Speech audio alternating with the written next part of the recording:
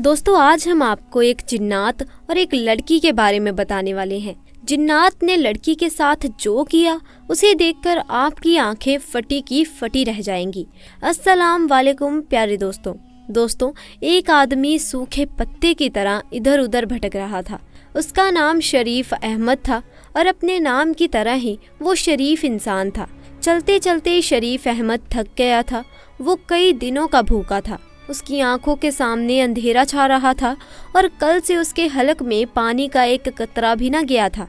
अचानक उसकी आंखों के सामने अंधेरा छा गया और वो लड़खड़ाता हुआ ज़मीन पर जा गिरा।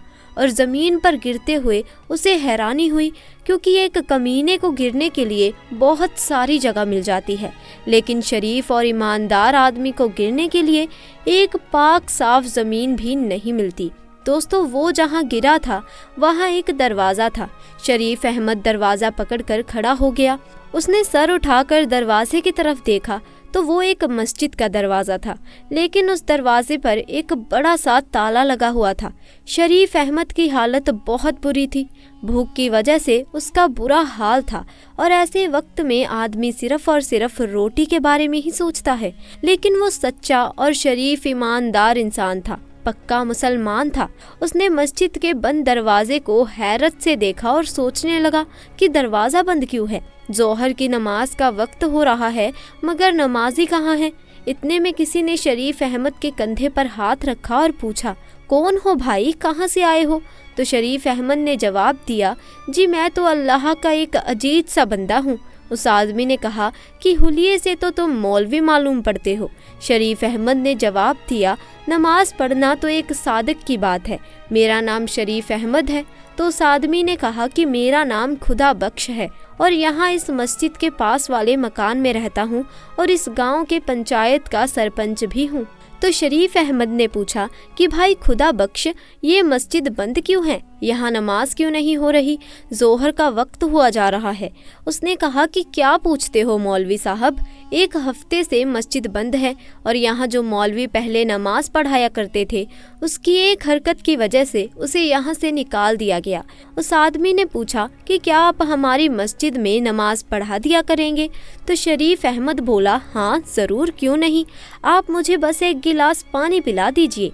जोहर का वक्त हुआ जा रहा है, मैं आवाज़ देकर नमाज का ऐलान करता हूँ। तो वो आदमी जिसका नाम खुदा बख्श था उसने कहा कि आपके चेहरे से तो लग रहा है कि आपने कई दिनों से कुछ खाया नहीं है, पहले आप रोटी खा लीजिए, उसके बाद अजान दीजिएगा। शरीफ अहमद ने कहा, नमाज पढ़ने और पढ़ाने के लिए रोटी की नहीं ईमान की ज़रूरत होती है, नमाज पढ़ने के बाद ही रोटी खा लूँगा। खुदा बख्श ने अपनी जेब से चाबी निकाली और मस्जिद का दरवाज़ा खोल दिया। दरवाज़ा खोलते ही शरीफ अहमद मस्जिद में दाखिल हो गया। इतनी देर में खुदा बख्श एक गिलास ठंडा पानी लेकर आया। शरीफ अहमद ने फर्श पर बैठकर पानी पिया और उसके बाद वज़ू किया और जैसे ही अजान की आवाज़ गांव वालों ने सुनी तो गांव के कई मर्द नमाज पढ़ने के लिए मस्जिद की जानिब चल दिए। शरीफ की आवाज़ में एक सोज था। उसकी अजान गांव के हर शख्स के दिल में उतरती जा रही थी। अजान पूरी होने के बाद कई नमाजी मस्जिद के सहन में जमा हो चुके थे। सब लोग नए मौलवी की आमद से खुशी का इजहार कर रहे थे।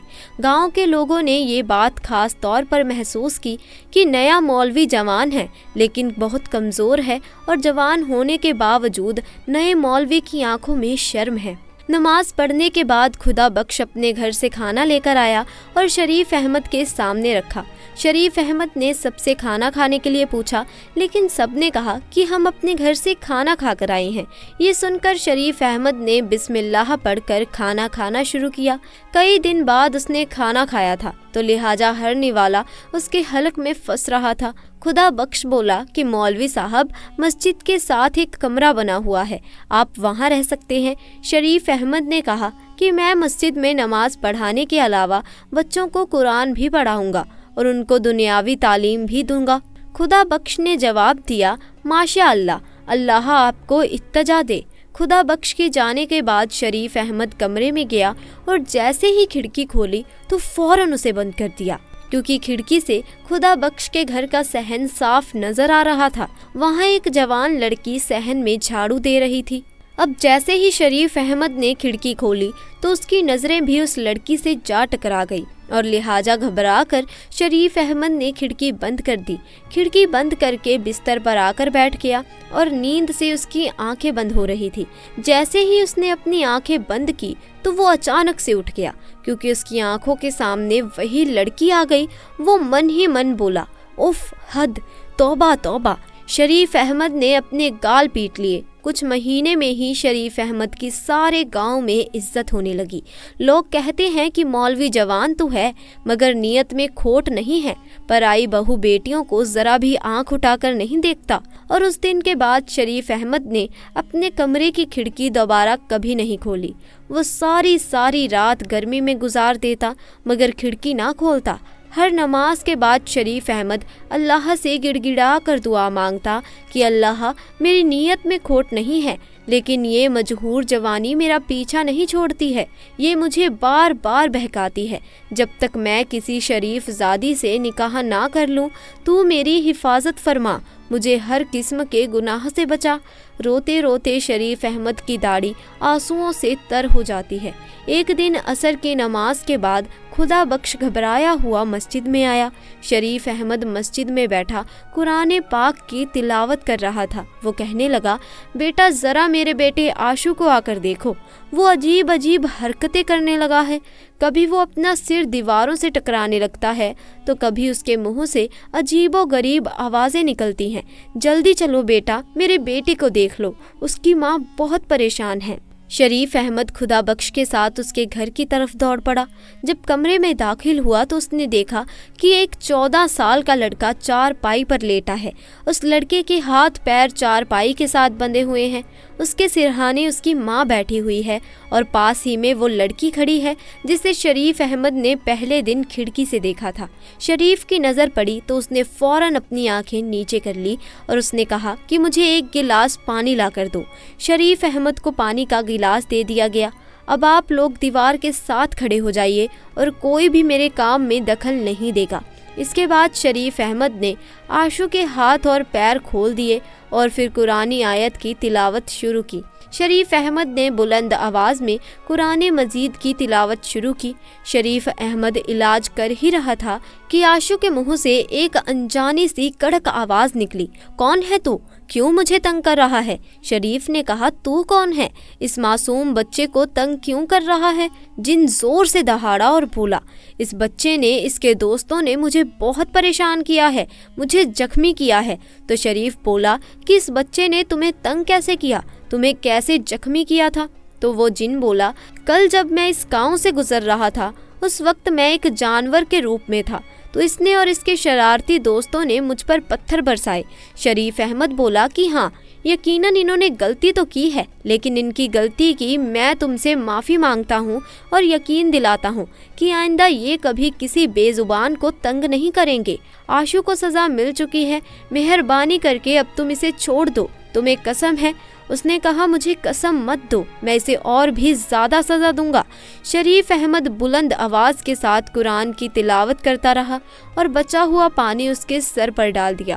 پانی ڈالتے ہی آشو کے منہ سے ایک زوردار چیخ نکلی اور وہ تڑپنے لگا اور کہنے لگا کہ ہائے ہائے ظالم، مجھے مار ڈالا، جلا ڈالا، یہ اچھا نہیں کیا تو نے مولوی۔ ابھی تو میں جا رہا ہوں مگر پھر اس گاؤں میں ضرور واپس آؤں گا۔ اس کے بعد شریف آشو کی طرف بڑھا اور کہا کہ تم اب کیسے ہو؟ تو اس نے کہا کہ میں ٹھیک ہوں۔ خدا بخش نے کہا کہ مولوی بیٹا، تمہارا بڑا احسان ہے ہم پر۔ تو شریف احمد نے کہا، میں نے کوئی احسان نہیں کیا، یہ تو اللہ پاک کی کلام کا اثر ہے، حالانکہ پاک کلام میں بہت برکت ہے۔ یہ کہہ کر شریف احمد نے اپنا بیگ اٹھایا اور ایک قلم اور ایک دوات نکالی۔ دوات کھولتے ہی پورے کمرے میں زعفران کی خوشبو پھیل گئی۔ شریف احمد نے قلم کو زعفران میں ڈبو دیا اور تعبیذ لکھنے لگا۔ تعبیذ لکھنے کے بعد شریف احمد یہ تعبیذ خدا بخش کے دائیں ہاتھ میں دیتا ہے اور کہتا ہے کہ اس تعبیذ کو چمڑے میں لپیٹ کر آشو کے سیدھے بازو میں باندھ دینا اور روزانہ عصر کی نماز کے بعد आशू के सिरहाने सूरह फलक और सूरह मान की तिलावत करते रहना।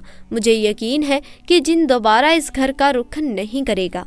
इस वाक़े के तीसरे दिन असर की नमाज के बाद शरीफ मस्जिद में बैठा हुआ था तो आशू भागता हुआ आया और सलाम करके कहने लगा कि आपको अब्बा जान ने बुलाया है। तो शरीफ अहमद ने अपना बैग उठाया और तेज तेज कदमों से आशू की तरफ चलने लगा। घर आकर खुदा बख्श की बीवी से पूछा क्या हुआ, तो उसने कहा कि मौलवी बेटा, न जाने क्यों उन जिनों ने मेरा घर देख लिया है। पहले आशू पर जिन आया था और अब शरीफा पर। तो वो मौलवी शरीफ अहमद ने कहा कि आपको कैसे मालूम कि आपकी बेटी सलीमा पर कोई जिन आया है। तो उसकी माँ ने अपनी बेटी के बारे में बता दिया कि वो अजीब अजीब हरकतें कर रही है। उसके बाद शरीफ उस लड़की के साथ उसके कमरे में गया और वो वजीफ़ा करने लगा। नमाज के बाद शरीफ अहमद ने कलम और दवात निकाली और ताबीज़ लिखने लगा। फिर ताबीज़ खुदा बख्श को दिया और कहा कि ये ताबीज़ चमड़े में सीकर सलीमा के सीधे बाजू में बांध देना। ये कहकर शरीफ अहमद ने अपना बैग उठाया और घर से सलाम करता हुआ बाहर आ गया। अगले दिन शरीफ अहमद मस्जिद में बैठा हुआ था कि उसे दोबारा आशू बुलाने आ गया। उसकी बहन की तबीयत फिर खराब हो गई थी। शरीफ अहमद दोबारा घर गया तो घर जाते ही उसने कुछ नए लोगों को देखा था। वहाँ एक बड़ी उम्र की औरत चारपाई पर बैठी हुई थी, जबकि चारपाई के सिरहाने पर एक लड़का खड़ा था। लड़के का कद तकरीबन 5 फुट का था। सलीमा की माँ ने कहा, आओ मौलवी बेटा, घबराओ नहीं, असल में ये सलीमा की सास है और ये इसका मंगेतर है। शरीफ अहमद ने कहा कि अल्लाह ताला के पाक कलम की बरकत से वो जनजाति भी यकीनन सलीमा का पीछा छोड़ देगी। कल मैंने जो ताबीज़ दिया था वो सलीमा की बाजू पर बांधा था या नहीं? तो उसकी माँ ने कहा कि मौलवी बेटा, मैंने तो रात को ही उसके दाएं हाथ पर ताबीज़ बांध दिया था, लेकिन सुबह देखा तो वो ताबीज़ उसके बाजू पर नहीं था। सलीमा से भी पूछा, मगर उसे भी मालूम नहीं था कि रात के वक्त ये ताबीज़ कहाँ गया। इसके बाद शरीफ सबके साथ कमरे में चला गया और इलाज शुरू कर दिया और कुरान पाक की तिलावत और वजीफ़ा पढ़ता रहा और उसे कहने लगा कि तू जिन जाती है, औरत है, इसीलिए मैं शराफत से कह रहा हूँ कि इसे छोड़ दे, इसकी शादी होने वाली है। अगर तूने इसे नहीं छोड़ा तो ये सुनकर वो बोली कि शादी, वो भी इस लड़की की? भूल जाओ, क्योंकि वो शख्स जो कि इस लड़की से शादी करेगा वो शादी की पहली रात ही दर्दनाक मौत से मारा जाएगा, और ये मेरा वादा है और ये पत्थर की लकीर है। दोस्तों, आपको बता दें कि यहाँ ये लड़की पर कोई जिन जाति नहीं थी। ये लड़की ड्रामा कर रही है। आप इस वीडियो को देखते रहें, आपको पता चल जाएगा। उसकी बात सुनकर उसकी होने वाली सास और मंगेतर के रंग सफ़ेद पड़ गए।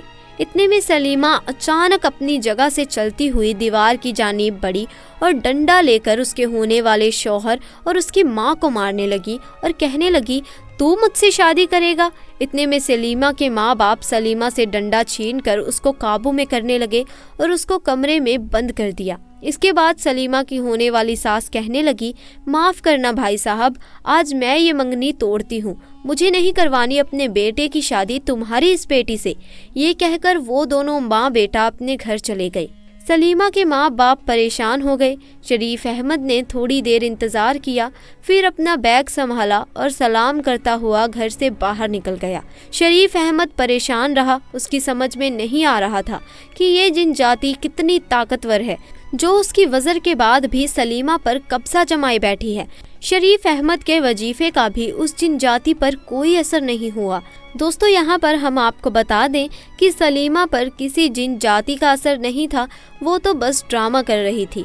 अगली सुबह शरीफ अहमद बच्चों को कुरान मजीद पढ़ा रहे थे कि अचानक आशू भागता हुआ आया और कहने लगा कि मौलवी साहब जल्दी चलो, उसकी बहन की तबीयत फिर खराब हो गई है। शरीफ अहमद जब उसके घर पहुंचा तो सलीमा की माँ ने कहा कि बेटा, मेरी बेटी ठीक तो हो जाएगी ना, वो जिनजादी कब उसका पीछा छोड़ेगी? शरीफ अहमद ने कहा कि आप फिक्र ना करें, ये जिनजादी जल्द ही सलीमा का पीछा छोड़ देगी। अल्लाह तेरी ज़ुबान मुबारक करे बेटा, मेरी बेटी तो पूरे गांव में बदनाम हो गई है और ऊपर से उसकी फूफी ने भी रिश्ता तोड़ दिया है। अब तू ही बता, कौन करेगा मेरी बेटी से शादी?